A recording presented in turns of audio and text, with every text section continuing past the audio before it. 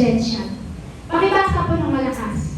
Pursuing holiness is essential. Sabi nga po, basahin ko po rin, sabi po sa Hebrew chapter 12, verse 14, sikapin ninyong mga sundo ang lahat at magpakabanal sapagkat hindi ninyo makikita ang Panginoon kung hindi kayo mamumuhay ng ganito. Totoo naman po, amen? Kasi hindi naman po talaga natin, kung hindi tayo mamumuhay at may kabanalan, hindi natin makikita o makakasama ang Panginoon kung hindi natin ito pamumuhay. So, siguro po, ito yung idinitig sa atin ng Lord. Gusto ng Lord na siguro nakikita ng Lord, wala na, medyo lang. Kung natin sabihin wala. Parang medyo nawala tayo sa pagiging holiness. So, eto siguro binubugbog tayo ng Panginoon sa holiness na to. Ano man ang marinig mo, masakit man, tanggapin mo yun. Amen? Unahan ko lang po kayo kasi pursuing holiness is essential. Pagdating sa holiness, alam natin may tarak sa puso yan. Amen? So, ano man yung marinig mo, kung tinamaan ka man, magpasalamat ka sa Panginoon. Amen? Yan tayo eh. Kailangan tanggapin natin kahit masakit. Kasi holiness yan. Amen? Amen? Yan. So, pursuing holiness is essential. Tayo po ay magnasa, tayo po ay maghangad na maging banal. Amen? Amen? Magnasa ka, maghangad ka na magpakabanal tayo. Kasi mahalaga yan sa buhay ng isang tao. Amen? Amen. Andiyan na po ba talaga kayo? Amen. Iwag-wag mo muna yung kamay mo. Parang medyo pumipikit-pikit na eh. Kitang-kita ko na po kayo ngayon. May suot na akong salamin. Kita ko na kung nagtitwinkle-twinkle ang iyong mga mata. May iba, nagtago na. Yan. Sabihin mo, huwag mo yung kamay mo para gising-gising. Start pa lang kasi holiness yung ating pag-uusapan. I-shake-shake mo, sabi nga ni Sebastian. Ganyan siya. Yung mga natutulog, i-shake mo yan. Amen? Yan. So, sabi mo dyan, pursuing holiness is essential. Tayo po ay magnasa. Tayo po ay maghangad ng magpakabanal. Kasi mahalaga po yan sa ating buhay. Amen? So, ito yung pag-uusapan po natin na maging holiness. Kaya sabi mo sa katabi mo, holiness. Holiness. Sabi mo, holiness. Holiness. Kasi kapag sinabing holy, kapag iniisip ng iba kapag sinabing holy, ang alam nila ay nakabihis lang na puting-puti ng damit. Sa panlabas lang nakatingin. Tama po ba? Tama po ba? Alam po ba kayo tumingin? Ay, holy siya kasi nakasuot siya puting-puti. Pero pag naka-black, hindi po ba? Di ba? Kasi minsan, sa isang tao, nakatingin ng isang tao sa pagiging banal dahil nakasuot, nakaputihan. Pero alam niyo po, makikita ang isang holy ng isang tao sa kaloob-looban. Amen? Sa kaloob-looban po yan, hindi sa panlabas. Tama po? Amen. Kasi akala ng iba, kapag banal na, nakasuot lang ng puti. Paano kung galing yan sa mental, nakasuot ng puti? Banal na po ba yan? Diba? So, hindi po yun yung iniisip ng ibang tao. Kaya sabi po dito, bigyan po natin ng definition yung holiness. Sabi yan, what is the biblical definition of holy? Sabi po dito, sabi po sa Hebrew, sabi niya, the Hebrew word for holy is kodes. Yung po pala yung holy, meaning po ng holy sa Hebrew is kodes. Sabi niyo, kodes. Kodes. Diba parang sarap mag-aral parang nagiging mo tayo kasi nalalaman mo yung meaning. So, sabi naman po dito sa Greek, the Greek word used for holy or holiness is hagios, sabi po diyan, and means much the same thing that the Old Testament word kodes. Sabi po sumunod, which means apartness, sacredness, or separateness, showing that God is altogether holy, sacred, set apart, of separated from His creation. Ang Diyos ay hiwalay sa kanyang mga nilalang. Tama po? Kapag sinabing holy, ito po ay nakaseparate, ito po ay sagrado. So, kailangan ni Kristo na hindi mahiwalay sa atin. Kumbaga, hiwalay siya. Kasi banal ang Diyos. Napakabanal, napakamalinis, talagang walang bahid na kasalanan. So, kapag sinabi po na holy, kailangan naka-separate tayo. Amen? Separate po yan kasi sagrado po yan. Tama po?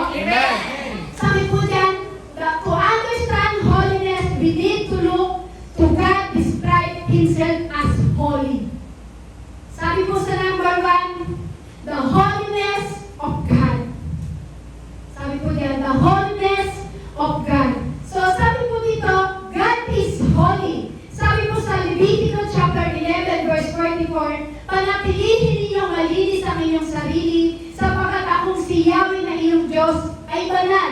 Uulitin ko po, panatilihin ninyong malinis ang inyong sarili sapagkat akong si Yahweh na inyong Diyos ay banal. Para maunawaan po natin yung mga bagay na maunawaan po natin lumusan, yung pagiging banal. Dapat maunawaan po natin na sabi niya, God is holy. Dapat maunawaan po natin yung pagiging yung talagang banal, yung pagiging banal. Dapat kung titignan natin ang Diyos talaga ay banal. Amen. Amen. Ikaw ba kapatid, tinitignan mo ba ang Diyos ay kabanal-banalan? Amen. Sino nagsasabi dito, tinitignan niya ang Diyos ay kabanal-banalan? Paano po kapag sinabing banal? O? Walang batik, walang kasalanan, walang bahid ng karumihan. Amen? Amen. Po, kaya sabi niya, God is holy. So, panatilihin ninyong malinis ang inyong sarili. Kasi bakit? Kasi tayo ay niligtas na ng Diyos. So, kailangan panatilihin natin na tayo ay malinis. Amen? Amen. So, sabi po dyan, sabi po dito, sabi po dyan, naghang, sorry po. God is holy. So, kailangan tingnan natin ang Diyos ng may kabanalan. Dahil siya yung God is holy. Sunod, God's name is holy. Sabi po sa Isaiah chapter 57 verse 15, ako ang kataas-taasan at banal na Diyos, ang Diyos na walang hanggan, mataas at banal na lugar, ang aking tahanan sa mababang loob at nagsisisi ako ay sasama, aking ibabalik ang pagtitiwala nila at pag-asa. So, isang tawag sa Diyos, sabi ba, isang tawag po sa Diyos, sa pangalan po ng Diyos ay Diyos na banal. Amen. Amen? Sabi, God's name is holy. Amen. Ang tawag natin sa Diyos ay Diyos na banal. Amen? Kasi siya yung Diyos na banal. Walang bahid, walang karulihan. Kumbaga, separated po kasi ang styles, ang Diyos sa mga bagay dito sa mundo kasi siya yung banal eh. Sagrado po siya. Amen? Kaya dapat kung titignan natin ng Lord ay may kabanalan po talaga sa ating buhay. Sa sumunod po, only God is holy. Sabi po sa Pahayag, chapter 15, verse 4, sino ang hindi matatakot sa iyo, Panginoon? Sino ang hindi magpupuri sa iyong pangalan? Ikaw lamang ang banal, lahat ng mga bansa ay lalapit at sasamba sa iyo, sapagkat nakikita ng lahat ang matuwid mong mga gawa. Sumunod, He is unique in His holiness. Sabi po sa 1 Samuel chapter 2, verse 2, si Yahweh lamang ang banal, wala siyang katulad, walang ibang tagapagtanggol liban sa ating Diyos. So, wala daw po katulad ang kabanalan ng ating Panginoong Hesukristo. Amen? Marami po kasi katangian ng Diyos. Iba't iba ang katangian ng Diyos. Sa isang bagay na katangian ng Diyos, sabi dyan, God is holy and His attribute is holy. Amen? Amen. Ang Panginoong Jesus po kasi ang Diyos po natin ay napaka-holy. Napakabanal ng ating Panginoong Hesukristo. Amen?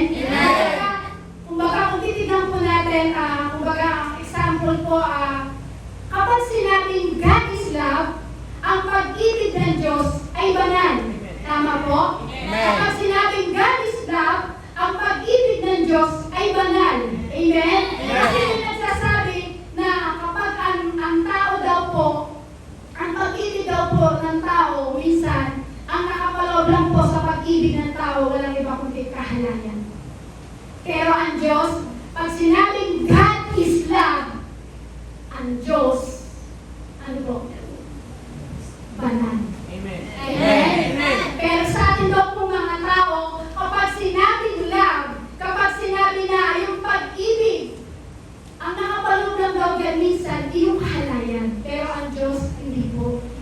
Kapag sinabing God is love, ang Diyos ay banal. Amen? Pero kung titignan po natin, di ba, sabi niyan, yung attribute ng Diyos, siya ay banal. Tama po? Yung attribute niya, siya ay banal. Lahat ng katangian na nakapaloob pagdating sa ating Panginoong Kristo, ito po ay may kabanalan sa kanyang buhay. Amen? Kapag sinabi po kasi ng Diyos na di ba, pag sinabi po kasi ng God is wrath, di ba, nagagalit din po ang Diyos. Tama po. Amen. Di ba sabi nga po na God is love. Ibig sabihin yan, ang Diyos ay banal. Pag sinabi naman po, God is love, ang Diyos ay nagagalit din. Sino nagsasabi dito ang Diyos ay hindi nagagalit? May magsasabi po ba?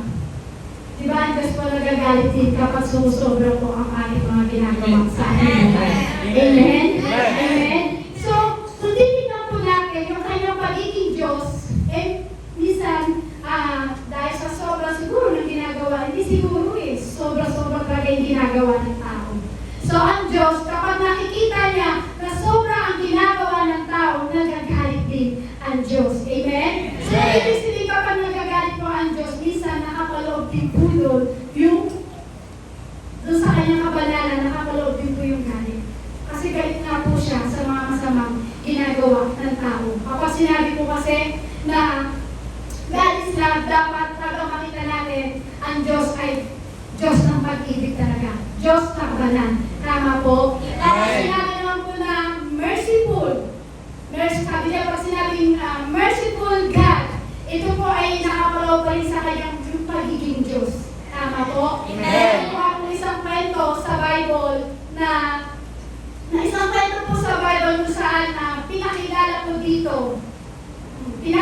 po dito, kumbaga isinulat, nakita niya, na itong isang propeta na nakita niya yung kapangyarihan ng Diyos. Sabi nga po sa Isaiah chapter 6 verse 1 to 3, sabi ko ito isang kwento na nakita niya talaga yung kapangyarihan kung gaano kabanalan ang ating Panginoong Jesus. Sabi po diyan sa Isaiah chapter 6 verse 1 to 3, noong taon na namatay si Hari Uzzias, nakita ko si Yahweh na nakaupo sa isang napakataas na trono. Ang laylayan ng kanyang kasuotan ay nakalatag sa buong templo. Ulitin ko po. Noong taong namatay si Hari Uzzias, nakita ko si Yahweh na nakaupo sa isang napakataas na trono. Ang laylayan ng kanyang kasuotan ay nakalatag sa buong templo. Tignan niyo ba sa buong templo, nakalatag daw po ang buong kasuotan, yung laylayan ng damit ng Panginoon, yun daw po ay nakalatag sa buong templo. So, ibig sabihin, yung laylayan ng damit ni Jesus, nababalutan ang buong templo. Amen. Amen? So, napakaliwanag, napakabanal. So, sabi po sa 2, may mga seraphim sa kanyang ulunan at ang bawat isa ay may 6 na pakpak, 2 ang nakatakip sa mukha, 2 sa mga paa, at 2 ang ginagamit sa paglipad. 2 ang pinagamit sa paglipad. Kung titignan niyo po ito, ano kaya itsura ng seraphim na ito? Sabi daw, may mga seraphim ang kanyang sa ulunan at ang bawat isa ay may 6 na pakpak. So, 6 na pakpak. 2 ang nakatakip sa mukha. Sa mukha. 2 sa mga paa. Imagine niyo po At 2 ang ginagamit sa paglipad. Yung 2 nakatakip sa mukha. Yung 2 nakatakip sa paa. Yung 2 na ginagamit paglipad. So, kung imagine yung anong itsurang seraphim na to. Alam niyo mo kung bakit? Kung bakit nakatakip yung 2 nila sa kanilang mata. Kasi hindi nila pwedeng makita kasi sobrang banal ang ating Panginoong Kristo. Hindi ito pwedeng makitaan ng mukhaan. Di ba katulad ng kwento kay Moises? Kay Moises? Nang siya sa bundok ng Sinai ko yun? Sinai. Tama ba yan? Kung mali ko yun. Di ba? Nang siya pwedeng pumalik po doon, di ba? Hindi po niya pwedeng makita ang ating Diyos ng mukhaan. So, ano sabi sa kanya? Pumasok siya sa bato na parang may siwang. May siwang yon. So, nakita niya yung siwang na yon. Na nakita niya sa siwang, nakita niya lang na dumadaan si Christ. Nakita niya yung grabing liwanag. So, gano'n po yung nangyari. So, nakita niya. Tapos na siya po'y bumaba sa bundok ng Sinai. Nakita po siya ng kanyang mga kasamahan. Ito po'y mga nagtakip ng mga mata. Bakit? Kasi nakita nila na nagliliwanag ang mukha ni Moises. So, ibig sabihin yun, parang nag-reflect sa kanya yung kabanalan ng Diyos. Amen? So, kung titignan po natin, talagang sobrang banal ng Diyos. Hindi siya pwedeng makita ng mukhaan talaga. So, sabi po dyan, yung 2 ay ginagamit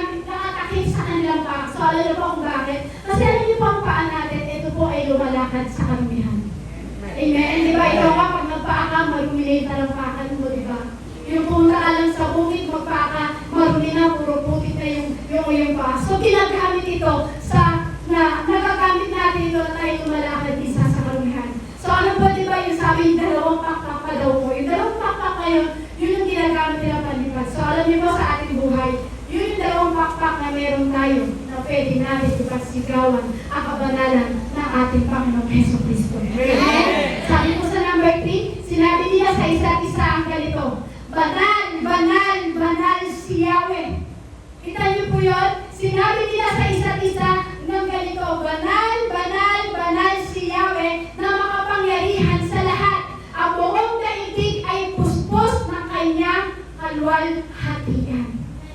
Grabing kabanalan ng Diyos. Amen? Amen? So ito po ay nakita ni Isaias na ang langit ay bumukas. Sa sobrang liwanag, sabi niya, puspos ng kanyang kalwalhatian. Sabi niya, ang buong daigdig ay puspos ng kanyang kalwalhatian. So, nakita po dito ni Isaiah na bumukas ang langit. Nagkaroon siya ng pakitain na kasi yung time po na si Isaiah ay namatay. Nakita po ito ni Isaiah yung pakitain na bumukas ang langit. Nakita niya yung trono ng Diyos. So, nakita niya ang Diyos ay nakaupo dun sa trono. Kaya nakita niya yung robe ng ating Panginoong Hesus. Nakita niya yung robe ng ating Panginoong Diyos na punong-puno ng buo yung templo. So yung buong templo natatakpan ng laylayan ng robe ng ating Panginoon. Amen? Amen. Ng ating Diyos. Kung i-imagine niyo yun, yung buong templo, gaano ba kalaki ang langit? Wala nga may alam kung anong sukat ng langit. Meron po bang alam na may sukat ng langit? Hindi magaling sa mga sukatan. Alam niyo po ba kung ano yung sukat ng langit? Wala po, di ba? So, kung sinabi po dyan sa binasa po natin, sabi po dyan, nakita niyang nakaupo sa trono si Yahweh. So, yung nakita niya nakaupo sa trono si Yahweh, punong-puno napupuno o nababalutan ng laylayan ng robe ng ating Diyos. So, ibig sabihin yan, grabe ang kabanalan ng ating Diyos. Amen? Kung kasi sinabing robe, ang mga, di ba, pag sinabi po kasi robe, ang unang mga hari po, di ba, yung unang mga hari, yung unang panahon, yung mga hari, kapag sila po, di ba, ay dumarating, di ba, ito yung may tinatawag silang damit panghari. Tama po? Amen. Yung mga unang panahon na kapag may hari, meron po silang tinatawag na may damit panghari. So, nagpapakita po ito na pag may damit ng panghari, nagpapakita po ito ng kanyang majesty. Amen. Amen? Amen. Amen? Kung saan ang kanyang robe ay sobrang napakahaba. Binubuhat ito ng mga seraphim. Imagine niyo po yun. Naalala ko po, dito lang po ma-recall yung kwento na si Queen Elizabeth. May nakapanood po ba yun sa inyo? Nang si Queen Elizabeth, nang siya po ay naputungan na corona, yung kanyang laylayan ng damit ay sobrang haba. So lahat po ng kanyang mga alagad, talagang buhat-buhat yung laylayan ng kanyang robe. So sobrang liwanag, parang ganoon po ang ating Panginoong Hesus. Ang Diyos po ay sobrang liwanag, yung robe po niya ay sobrang haba na kaya tayong balutan ng liwanag na nagmumula sa ating Panginoong Heso Kristo. Amen? Amen po. So sabi po diyan, napuno ang buong templo ng kanyang laylayan, ng kanyang robe. So ibig sabihin, napakabanal ng ating Panginoong Heso Kristo. Amen po? Amen. Kasi kung titignan po talaga natin yung angel po dyan, is may kakaiba. Tignan niyo po, di ba, yung dalawang pakpak daw niya, yung dalawa daw po ay nakatakip sa mata, yung dalawa ginagamit panglipad, yung dalawa ay ginagamit pantakip sa kanilang mga paa. So, pero alam niyo po, kapansin-pansin po dito, may kakaiba man sa anghel na to, sa seraphim na to, pero alam niyo po, may kakaiba naman sa seraphim na ito. Ano po yung nakikita niyo dyan na kakaiba? Yung may anim na pakpak? Yun lang po siguro yung tumatak sa inyo. Kung titignan natin ang seraphim na yan ay may kakaiba. Pero alam niyo po, ang napansin ko po dito kung ano yung kakaiba na ginawa ng seraphim na to. Sumigaw sila, banal! Banal! Banal si Yahweh na makapangyarihan sa lahat! Amen!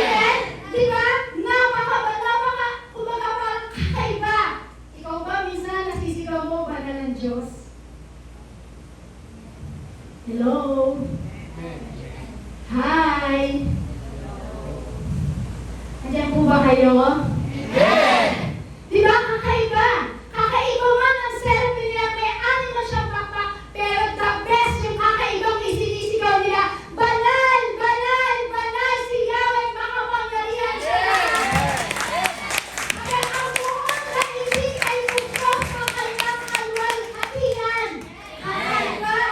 Sobrang kakaiba. Sabi nga ako sa Pahayag, chapter 4, verse 8, ang bawat isa ay may tig-anim na pakpak at punong-puno ng mga mata sa harap at likod. Walang tigil ang kanilang pag-awit araw at gabi. Banal, banal, banal kang Panginoong Diyos na makapangyarihan sa lahat, na siyang nakaraas sa kalukuyan at darating. Pakisigaw natin, banal, banal, banal kang Panginoong Isus.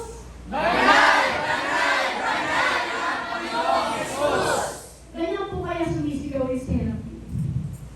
Ganyan po kaya nila pinupuri, ganyan po kaya nila sinisigaw na banal, banal, banal kang Diyos. Sabi po nila, ang bawat isa ay may tig-anim na pakpak at punong-puno ng mga mata sa harap at likod. Walang tigil ang kanilang pag-awit araw at gabi. Banal, banal, banal ang Panginoong Diyos na makapangyarihan sa lahat. Banal, banal, banal na makapangyarihan ang ating Panginoong Isus. Amen? Amen? Alam niyo po, ang isang karakter po ng ating Panginoong Diyos, ang Diyos ay banal, banal, banal. Amen? Sabi mo sa katabi mo, ang Diyos ay banal. Ang Diyos ay banal! Di mo ulit, ang Diyos ay banal. Ang Diyos ay banal! Why holiness essential? Sabi po dyan. Wait. Sabi yan, di ba? Sabi yan, why holiness is essential? Bakit ba kailangan ang holiness? Bakit ba essential ang pagiging holiness? Kasi kung pag-uusapan po natin, marami po kasi ngayon sa simbahan o marami sa church ngayon na hindi na tinuturo ang holiness. Tama po ba? Ulitin ko po. Marami ngayon sa church ngayon, iniiwasan na magturo about holiness. Ulitin ko po. Marami sa church ngayon, iniiwasan o wala nang gano'n nagtuturo about holiness. Holiness yan eh. Tama po ba?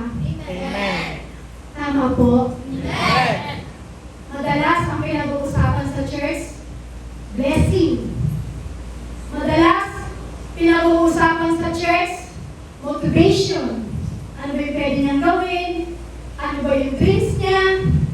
Madalas ang pinag-uusapan sa church, marites. Tama po ba? Alam mo ba, sister, si yun ang madalas eh. Pero yung pagiging holiness natin, yung pagiging holiness ng church, hindi na minsan itinuturo. Nagiging missing, nawawala ang pagiging holiness. Madalas po yan, blessing lang yung naririnig, na pinag-uusapan o tinuturo madalas, puro motivation lang yung itinuturo madalas. Pero minsan, yung holiness na tinuturo, yun ang ayaw ng maraming tao. Tama po ba? Amen! Isang bihira ko pag-usapan ng holiness sa simbahan.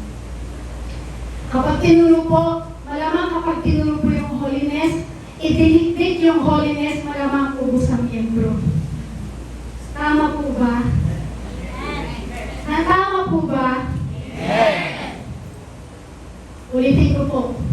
Kapag itinuro ang holiness sa church, idinikdik ang pagiging holiness. Idinikdik yung pagiging banal. Banal, banal. Malamang ubos ang miyembro. Bakit? Bakit malamang ubos ang miyembro? Nandiyan po ba kayo? Amen! Sabi ko sa inyo eh, kung ano yung marinig mo at masakit sa'yo, tanggapin mo. Amen! Bago ka pa masaktan, ako na ang binugbog. Amen? Amen! Amen? Amen! Bakit bihira? Kasi yun ang kinakatakot. Kapag tinuro ang holiness, yun ang minsan nauubos ang miyembro. Nawawala ang miyembro. Kasi minsan sa buhay ng tao, yan ang nawawala. Holiness. Amen? Amen. Bakit po mahalaga ang pagiging holiness natin sa buhay? Sabi po dyan, yan na tayo papasok. Why is holiness is essential? Sabi po sa Hebrew chapter 12 verse 14, yung pinasa ko po kanina, ulitin po natin, sabi po dyan, sikapin ninyong makasundo ang lahat at magpakabanal sapagkat hindi ninyo makikita ang Panginoon kung hindi kayo mamumuhay ng ganito. Tanungin ko po kayo, kasundo niyo po ba ang inyong katabi? Para napigilan sa pagsagot pa. Sabi dyan, sikapin ninyong makasundo ang lahat. Kasundo mo po ba ang iyong katabi? Amen. Kasundo mo po ba yung nasa harapan mo? Amen. Kasundo mo po ba yung nasa likuran mo? Amen. O biglang i-inspiran mo. Baka ganon.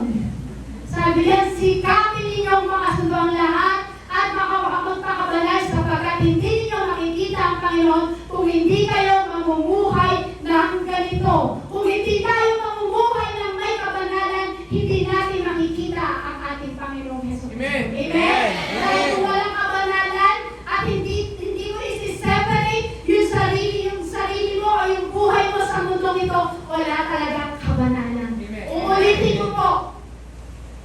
Kaya minsan nawawala ang kabanalan ng isang Kristiyano.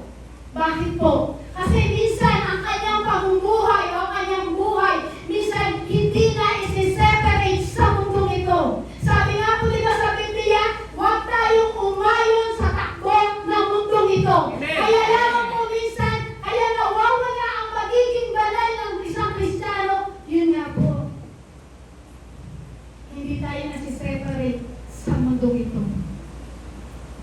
Hindi ka nasi-separate sa mundong ito, hindi na itatalaga ang buhay mo sa Diyos.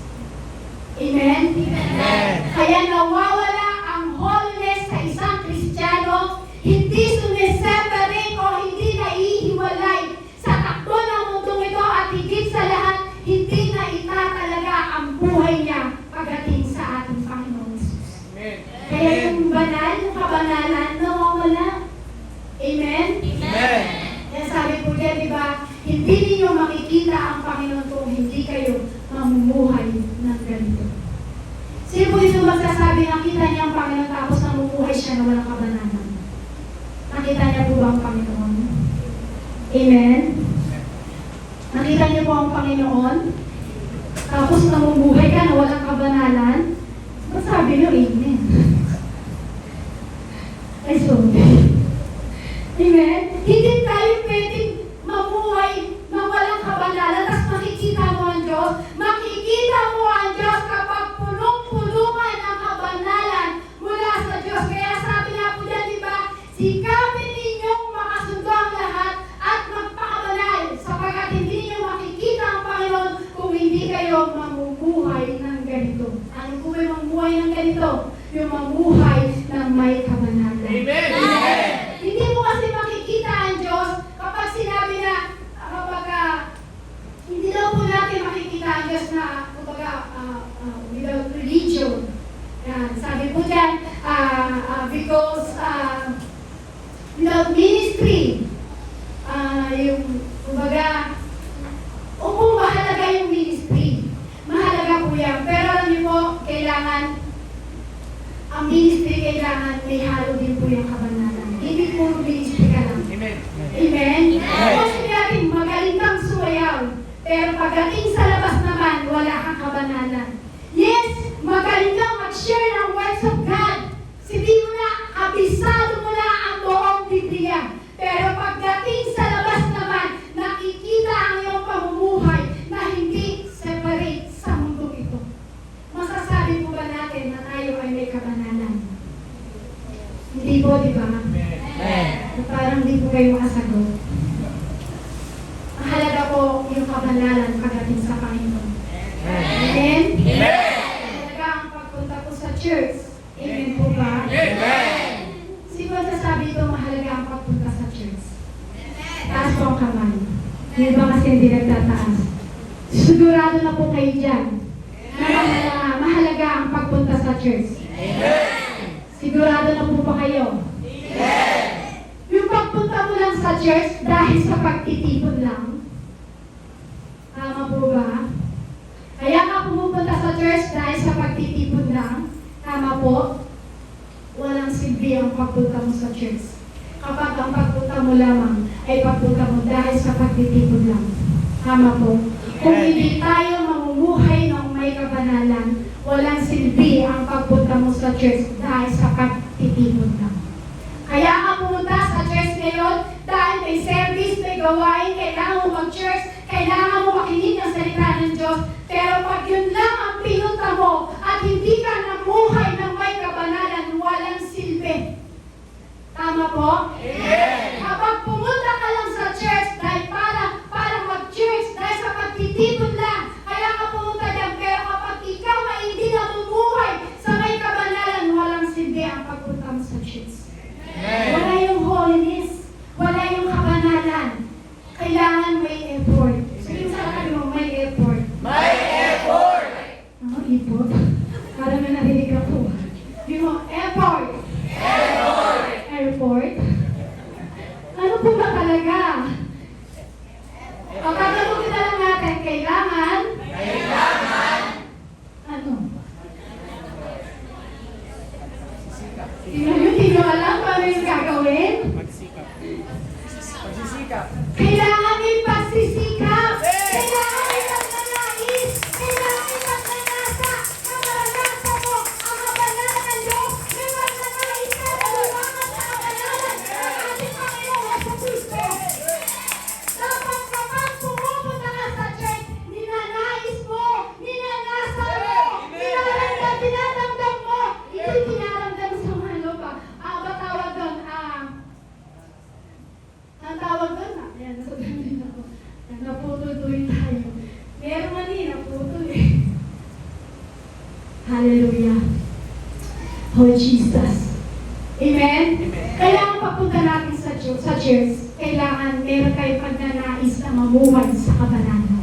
Amen? Hindi mo sa katabi mo, naisin natin Naisin natin na mamuhay ng may kabanalan. na mabuhay ng may kabanalan. Ulitin mo sa katabi mo. Naisin natin na mabuhay ng may kabanalan.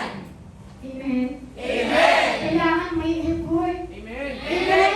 May pagnanais tayo sa ating sarili na mamuhay sa kabanalan. Kasi pag hindi natin ito ninais at hindi tayo na-separate sa mundong ito, walang saysay talaga ang paglilingkod natin sa Lord. Walang saysay ang pagpunta mo sa church kasi ang mundong ito ay punong-punong ng kasalanan. Kaya sinabi nga po, diba, umiwas tayo, huwag tayong umayon sa takbo ng mundong ito. Amen! Amen? Church, yan ang nawawala sa mga Kristiyano. Yung holiness, yung mamuhay ng may kabanalan. Yes, lahat tayo may kasalanan. Hindi tayo lahat malinis. Sino po dito malinis na nagsasabi malinis siya? Pag may nagsabi, kakasot ka namin. Lahat tayo marumi. Amen? Lahat tayo nagkasala. Lahat tayo may kanyang-kanyang kasalanan na hindi tama sa harapan ng Diyos. Kaya sabi ng Lord, sikapin ninyong makasundo ang lahat at magpakabanal sapagkat hindi ninyo makikita ang Panginoon kung hindi kayo mamumuhay ng ganito. Lahat tayo may kasalanan. So ano sabi ng Lord? Mamuhay tayo ng may kabanalan. Amen! Amen? Para at least yung kasalanan na gawa natin, mahuhugasan ito. Amen? Amen! Amen po? Amen! Nandiyan po ba talaga kayo? Amen! Kasi yung ulo niya po parang yung pusa na sasakyan. Sino nakakita ng yung pusa sa sasakyan? Di ba yung naka-display sa sasakyan? Di ba yung ulo gumagano lang? Kaya, nandiyan po ba kayo? Magpaan nga po natin ang ating Panginoon Jesus. Yung malakas na palakpak.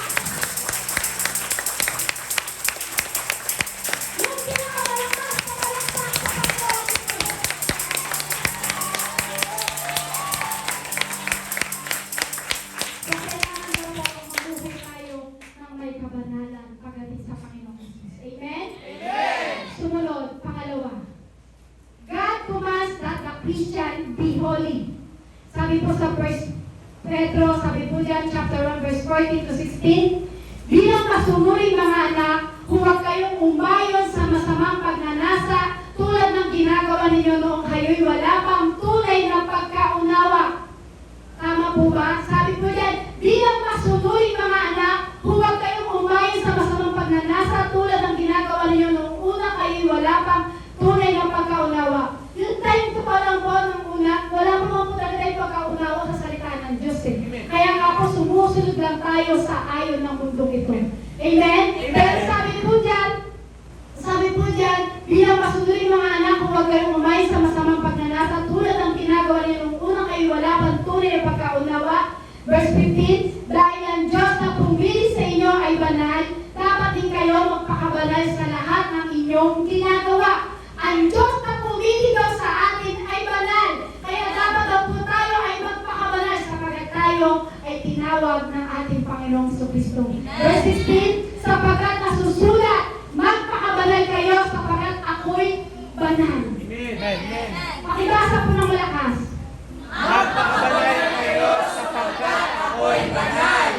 Tinawag ka ng Diyos eh. Tinawag tayo ng Diyos. Niligtas ka ng ating Panginoon Jesucristo, kaya kailangan magpakabanal kasi ang Diyos na pumili, ang Diyos na nagligtas sa'yo ay banal. Amen? Kaya nga po sabi po dyan, bilang masunuring anak, sabi po dyan, huwag daw po tayo umayon sa takbo ng mundo ito. Amen? So, ibig sabihin po niyan, ilalayo mo ang sarili mo sa takbo ng mundo ito. Amen? Bilang ikaw, Kristiyano, ano mang meron pagnanasa, meron sa mundo ito, isi-separate mo yung sarili mo. Amen? Bakit? Kasi ang Diyos ang pumili sa'yo. Tama po ba? Amen. Ang Diyos ang pumili si atin. Ang Diyos ay banal. Kaya sabihin mo sa katabi mo, magpakabanal ka. Magpakabanal ka. Ano sagot? Amen. Sabihin mo ulit, magpakabanal ka. Magpakabanal ka. Amen? Amen. Amen? Kasi mahalaga yun eh. Mahalaga ang kabanalan sapagkat ito ay utos ng ating Diyos. Amen. Amen? Utos yun ng Diyos eh. Kaya kung ayaw mong lumakad sa pagiging banal, hindi mo makikita sa buhay mo ang Diyos. Amen? Amen. Kaya kung ayaw, kumbaga, sabi po yan, di ba, utos yan eh. Utos ng Diyos, lumakad tayo ng may kabanalan. So kapag ikaw ay ayaw mong lumakad ng may kabanalan sa buhay mo, huwag mo tawagin ang sarili mo na alagad ka ng Diyos. Ouch. Tama po ba? Amen. Kung ayaw mong lumakad sa kabanalan ng Diyos, huwag mong ipagmamalaki na ikaw ay tagasunod ng Diyos. Sabi ko sa inyo, di ba? Tanggapin nyo kahit masakit. O ano man ang marinig nyo, tanggapin nyo. Bakit? Holiness kasi pinag-uusapan natin. Amen. Sabi ko nga po kanina, marami ngayon sa church ngayon, hindi tinuturo ang holiness kasi bakit? Natatakot sila na maubusan ng miyembro. Pero pagdating dito sa church natin, hindi mo po pinagmamalaki ang church natin. Hinahangad lang po namin na i-deliver yung ipinapaturo ng ating Panginoong Yesus sa atin. So alam niyo po, kahit maubos ang miyembro natin sa church nito, kapag itinuturo mo ang holiness pagdating sa Lord para mamuhay na may kabanalan, hindi tayo iiwanan ng Diyos. Isa man, dalawa, nakatipon sa aking pangalan, nariyan ako sa iyong kaharian. Amen? Pero bakit tayo natatakot? Bakit ka matatakot kung itinutuwid mo naman ang ating mga kapatid pagdating sa mga bagay na kanyang ginagawa sa kanyang pamumuhay? Amen? Kaya kapatid, sa pagiging Kristiyano natin, tayo ay tagasunod ng ating Panginoong Hesus. Ang tagasunod po ng ating Panginoong Jesucristo ay lumalakad sa kabanalan. Lumalakad sa kalooban ng ating Panginoong Jesucristo. Amen? Huwag mo kasi paglalaroan yung pagiging Kristiyano. Sabihin mo sa katabi mo, huwag mong paglalaroan Huwag mong paglalaroan ang iyong pagiging Kristiyano. ang iyong pagiging Kristiyano. Ano sabi? Amen. Amen? Amen. Tama po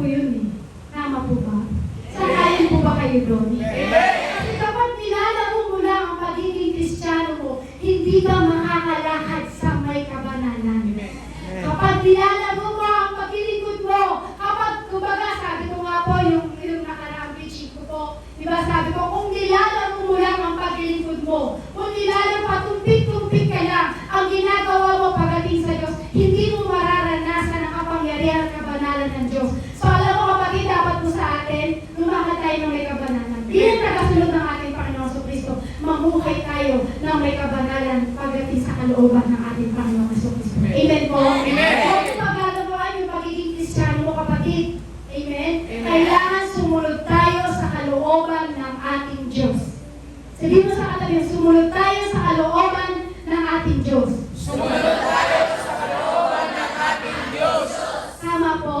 Amen. Amen? Amen. Sumunod tayo sa kalooban ng ating Diyos. Huwag nating hayaan na tayo ay sumunod sa pagnanasa sa mundong ito. Amen. Amen. Amen?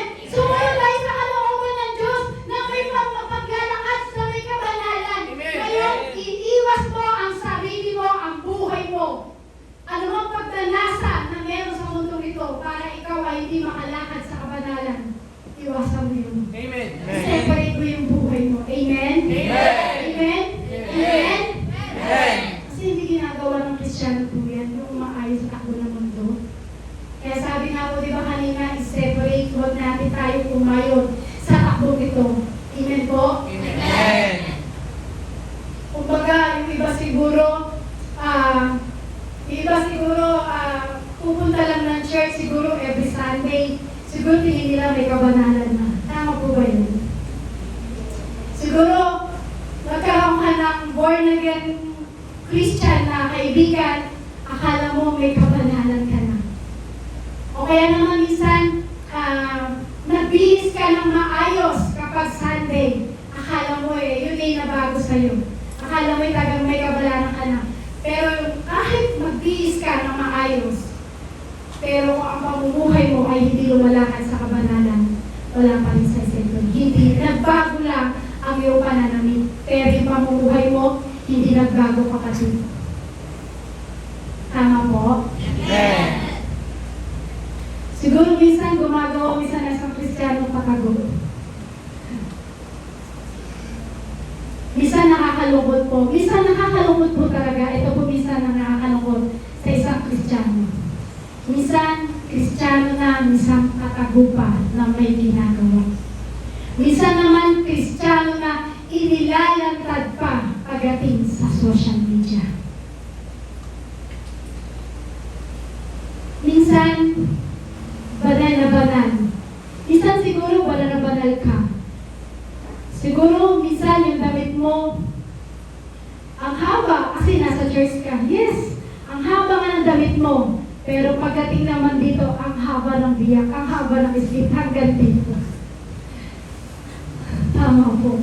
Di ba minsan yun yung nakakalungkot, Kristiyano na, ang haba nga ng damit mo, pero napakahaba naman ng isip. Isang ganyan mo lang, lumalabas na yung legs. So, di ba, yung minsan po yung nakakalungkot. Kristiyano na, minsan, nandun pa kayo sa takbo ng mundo ito. Amen? Amen po? Amen. Amen po? Amen. Mahaba naman sister yung aking damit ko. Yes, ang haba nga. Tahilin mo muna para hindi makita. Ado yan, pag mahaba yung dress mo, hinangin, pag hangin yan, biglang gumanon, di nakita, di ikaw naman yung nakapagbigay doon sa nakakita. So, nasan yung kabanalan? Tama po? Huwag ganun sabihin mo, masuot ka na walang sleep. Ba't ba tayo mauwi dyan sa street na yan? Kasi nakakita po ako sa ito, hindi ko po inanap. Song leader po siya. Doon po sa Manila. Meron po kasi akong kasayin po. Song leader po siya doon sa Manila. Nasa song lead po siya. Tapos syempre po, malakas yung hangin po. Di ko pala po hangin ng aircon, no, electric fan. Habang gumaganyan po siya, ang haba ng sleep niya hanggang dito. So yun nakita. Hindi pa siya naka-shirt, mahaba yung sleep niya. Sabi ko gano'n, paano meron ka banana to? Kung song leader ka tapos gano'n yung suot mo. Yung mga nagsusong lead. Suot-suot nyo, tignan nyo ha. Kung mahaba ba ang sleep,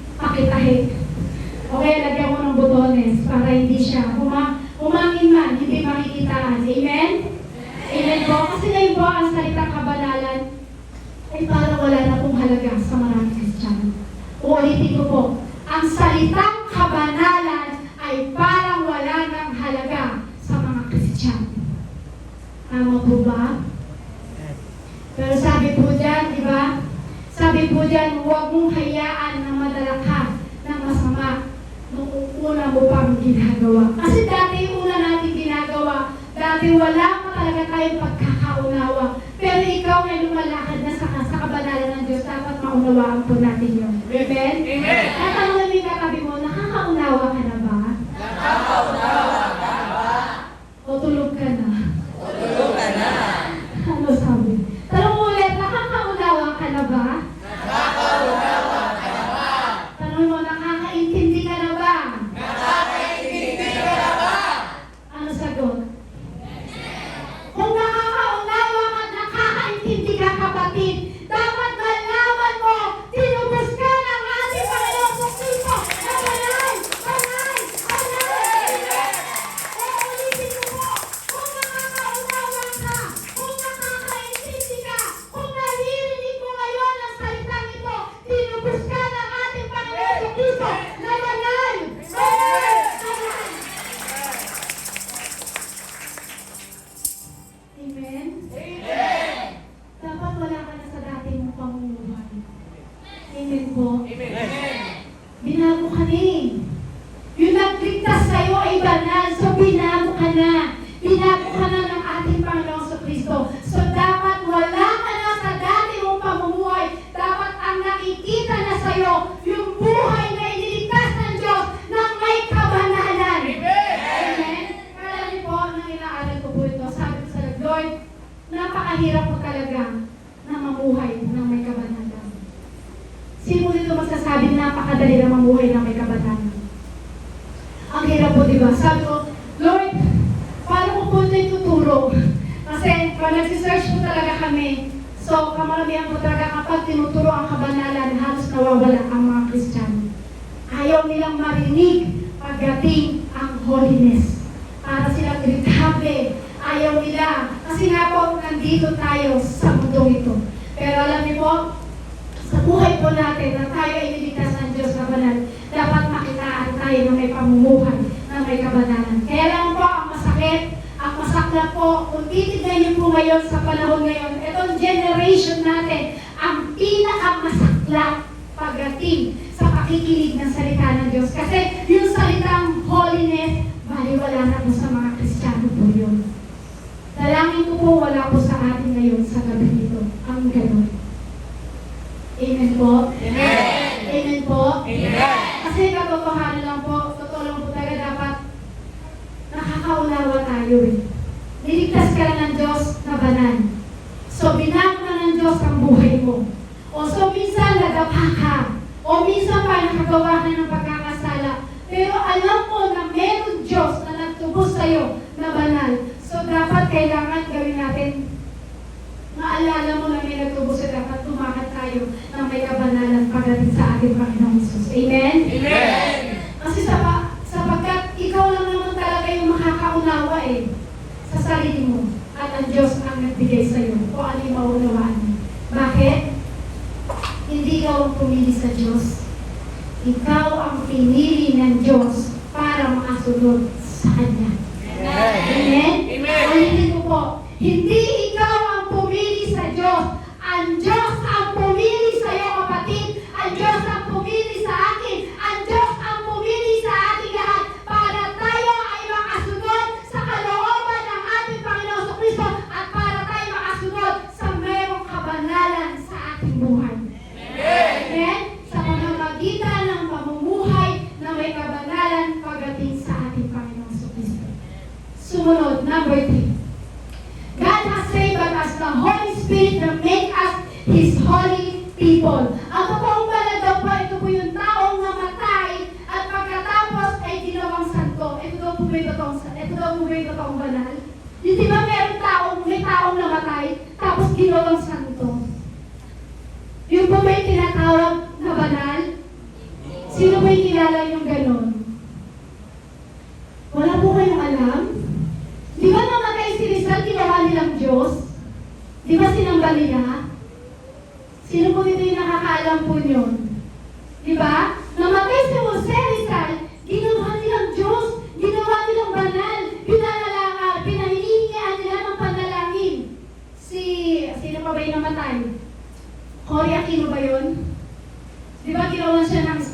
ginawa siya ng Tori Aquino yun po, di ba? Yung parang relay, ano ko lang. Naalala ko po yun, namatay si Tori Aquino, tapos ginawa siya ng estatwa, tapos ginawa ng Diyos. Yung po may tinatawag na may kabanalan o yung totoong santo talaga. Yun po ba yung pinabanal ng ating Diyos? Alam niyo po, ang totoong pinabanal ng ating Diyos, yung may pananampalataya sa ating Panginoong Jesucristo. Amen. Ulitin ko po, ang totoong pinababanal ng Diyos, yung may pananampalataya sa ating Panginoong Jesucristo. Amen. Amen. Iniligtas ka sa pamamagitan ng banal na Espiritu. Kaya tayo iniligtas dahil ginawa tayong banal. Kaya nga iniligtas, ginawa kang banal. Kaya nga iniligtas, ginawa kang banal. Kaya tayo iniligtas lahat ng Diyos, ginawa tayong banal. Kaya bakit tayo aayon sa takbo ng mundo nito? Sabi nga, i-separate mo ang buhay mo sa mundo nito. Huwag mong naisin ang pagnanasa ng mundo nito. Kasi dati, yung pagnanasa ng mundo nito, go lang tayo eh. Kasi bakit? Hindi ba natin tayo na totoong nakakaunawa sa salita ng Diyos? Pero ikaw, Kristiyano, niligtas ka na ng may kabanalan ng Diyos, so dapat lumalakad tayo ng may kabanalan sa ating Panginoong Jesus. Amen. Napakahirap, ako po magsasabi, mahirap lumakad ng may kabanalan. Pero pag ikaw ay nakaunawa at nakaintindi na merong Diyos na nagligtas sa'yo na banal, ibig sabihin yan, matatransferan ka ng may kabanalan na nagmumula kay Jesus. Amen. Kaya tayo iniligtas. Amen? Sabi lang po sa 2 Thessalonica chapter 2 verse 13, mga kapatid na minamahal ng Panginoon, dapat kaming magpasalamat palagi sa Diyos. Dahil sa inyo, kabilang kayo sa mga unang pinili niya upang pagkalooban ng kaligtasan sa pamamagitan ng Espiritu Santo at ang inyong pananalig sa katotohanan. Yung kaligtasan na banal na Espiritu ay tinanggap mo na. Yung kabanalan na Espiritu na galing sa Panginoon, tinanggap na natin lahat yun eh. Amen? Kaya dapat magdadala sa'yo sa buhay na may kabanalan. Kapag tinanggap mo ang banal na Espiritu, magdadala sa'yo sa buhay ng may kabanalan. Amen? Alam niyo po, isang indikasyon po na ikaw ay ligtas na, ay yung makikita yung pamumuhay mo ng may kabanalan. Ulitin ko po, isang indikasyon na ikaw ay ligtas na, ako nga po, iniisip ko nga po yung kagabi. Isang indikasyon daw po na makikita na tayo ay ligtas na, yung makikita tayo na may pamumuhay na sa kabanalan.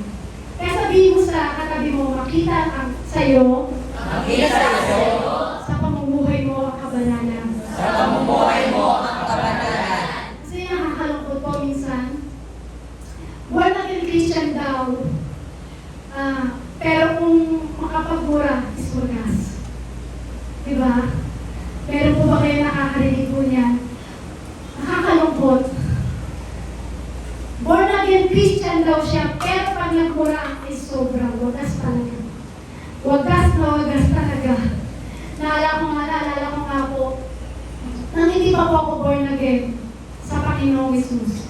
Hindi ko po nauunawaan ang salita ng ating Panginoong Hesus. Hindi ko po ako nakakaunawa sa kanyang salita. Naalala ko po nung bago-bago pa po ako. Alam niyo po, grabe po ako magmura. Halos talaga yung buka ng bibig ko, bawat sasabihin ko ay namumulak-lak. Sino po dito yung nagmumura? Ay, ang babait niyo. Wala po nagmumura? Siguro, sino po dati nagmumura? Gusto niyo talaga yung complete talaga yung sanong eh. Nag-iingat kayo ngayon sa pagtaas ng kamay eh. Di ba, nang dati hindi pa natin nauunawa ng salita ng Diyos, hindi pa tayo dating born again, di ba? Grabe tayo magmura. Naalala ko nga po, yun nga po yung kinaayaw sa akin ni Pastor dati kasi nagmumura ako talaga. Pag nag-aaway kami, pinumura ko talaga siya, sobra talaga. Kumbaga kung kumakain ka ng chichirong bulaklak, mas grabe sa chichirong bulaklak yung aking lumalabas sa aking bibig. Amen? Grabe, doon nga po na tayo ng si Pastor. Akala ko, i-break na ako ni Pastor dahil po niya. Di ba, ayaw niya sa nagmumura. So, naalala ko po na hindi ko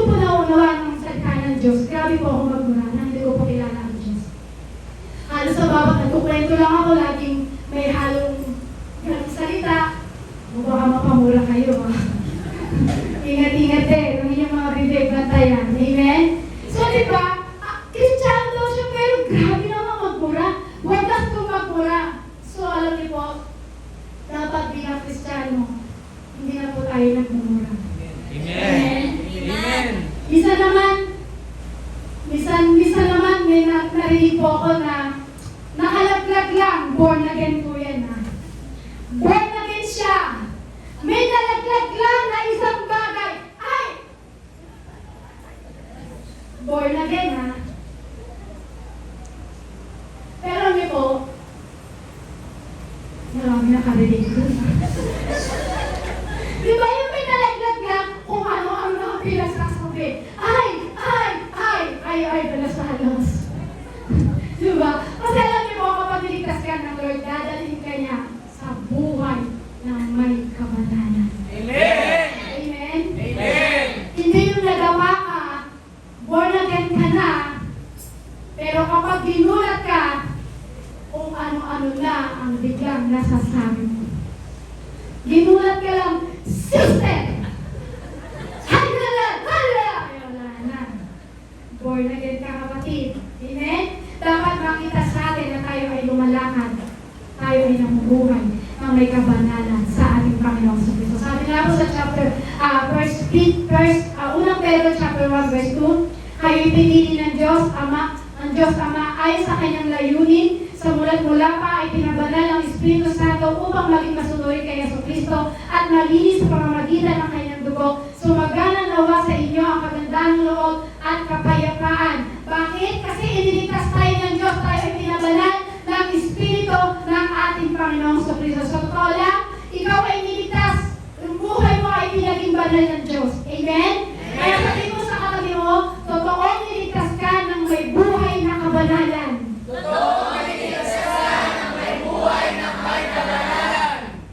Sabi ko sa number verse, tama ba to?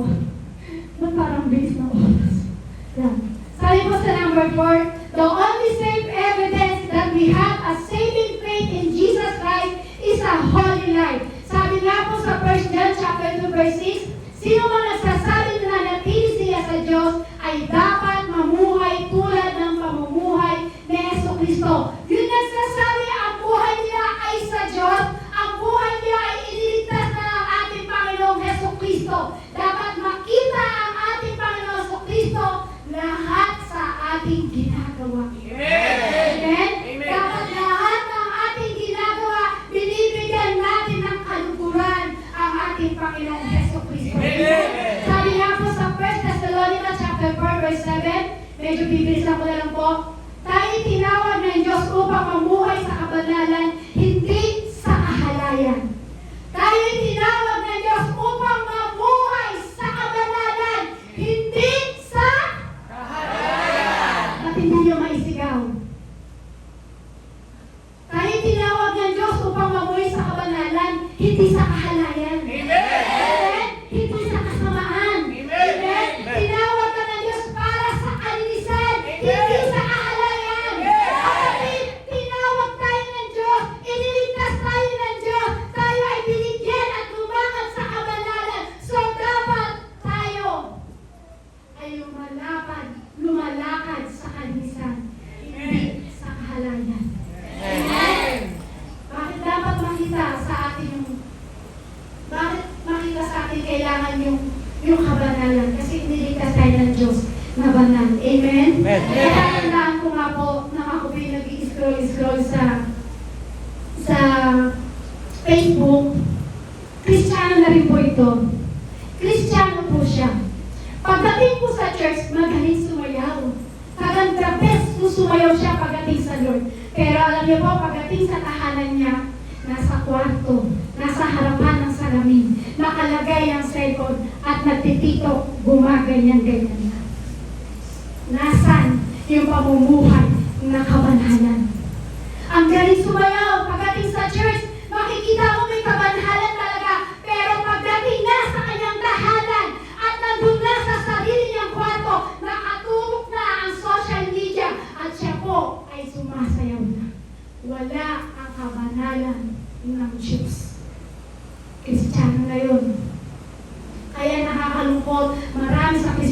ngayon, wala nang halaga ang holiness.